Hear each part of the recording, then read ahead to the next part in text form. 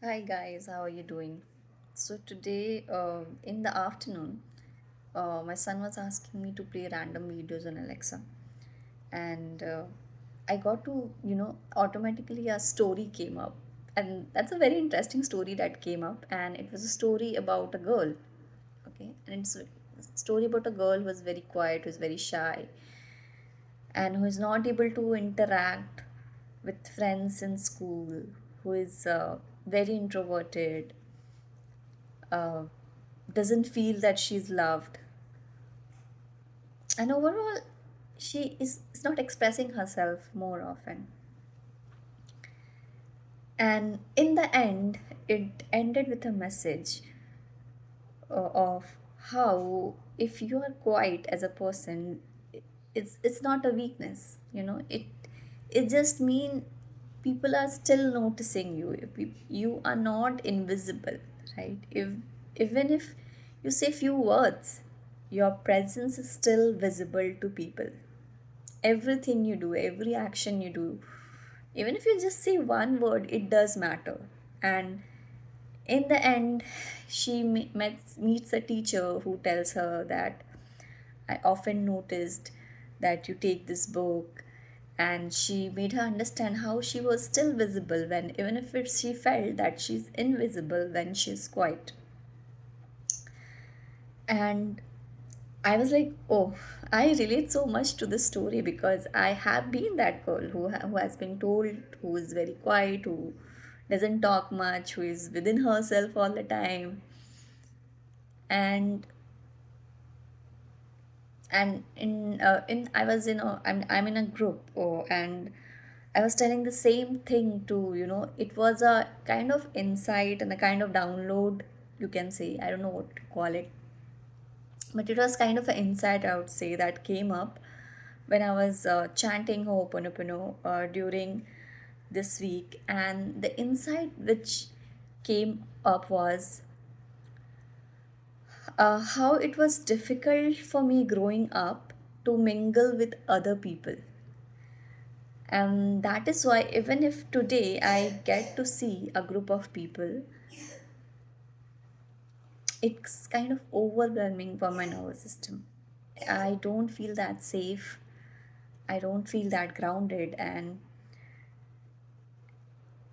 my old, owns my own stories of I have to be in a certain way, I have to speak in a certain way, I have to show myself in a certain way, do comes up, and my nervous system kinds of get dysregulated.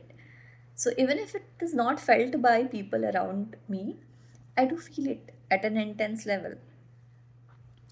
So if you are someone, if you are someone who is like that quiet person who doesn't talk much,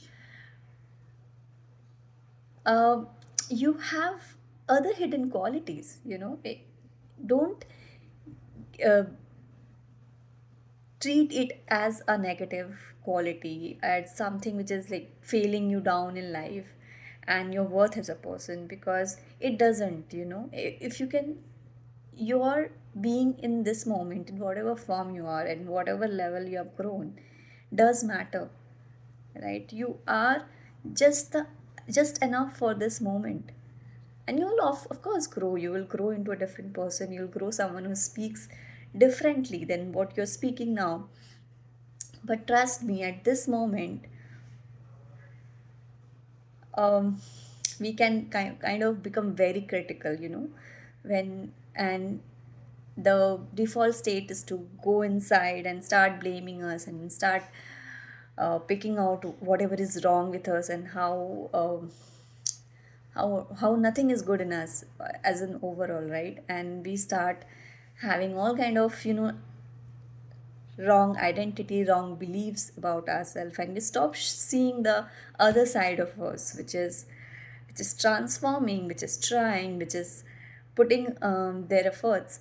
So I just wanted to remind you, and this was such a beautiful story which came out today, and I felt like it was meant to be listened to, like I was supposed to be there and listen to the story. It's such a beautiful and cute story.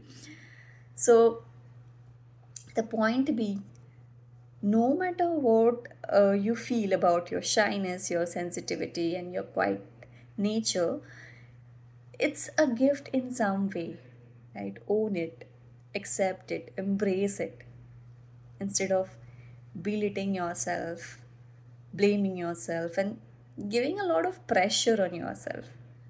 It doesn't help you. It slows you down. It kind of put you in a state of shame. It puts you in a state of too much gravity. Gravity is the word for the month for me. It puts you in a lot of, something which is pulling you down, pulling you down a lot. And while I was sharing this in the Ho'oponopono group I am in, someone told me, Deepti, you don't look like an introvert at all, right? So it's just perception of people, right? In some group, people can feel that you are an introverted person. In some feel people feel like, oh, you're not an introvert to talk so much.